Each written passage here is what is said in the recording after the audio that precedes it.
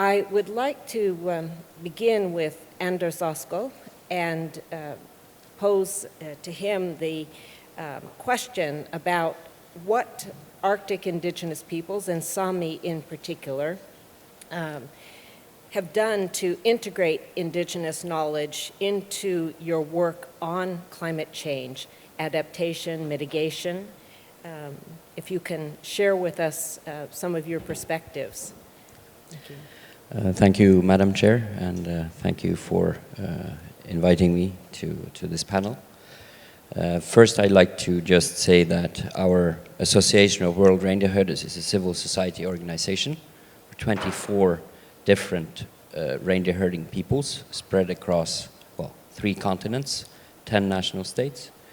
And we are also actively involved in the work of the Arctic Council, which I will return to immediately.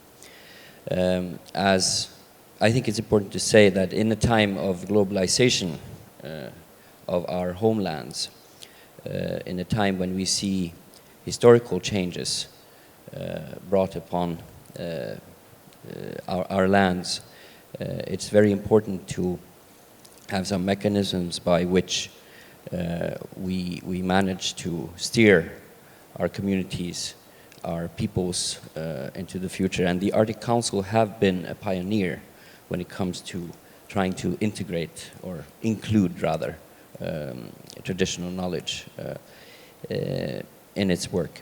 And I would here like to note that the Arctic Climate Impact Assessment from 2004-2005 is still, to my mind, probably the best case example of how that could be done on a scientific level. As for our own efforts, we have been involved in the International Polar Year, where we had one of 8 indigenous-led projects. Ours was called Älahti, which means good pasture, or good pasture conditions. And this was, we called it the Reindeer Herders Vulnerability Network Study, which was a multidisciplinary, multicultural approach of co-production, where we put the reindeer herders together with scientists to try to make 2 + 2 become 5 instead of 4. And that also had components that were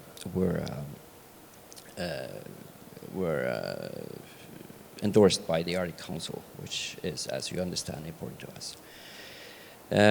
We've also continued this work, and currently we have another project endorsed by the Arctic Council, which is called Ällu. This means reindeer herd.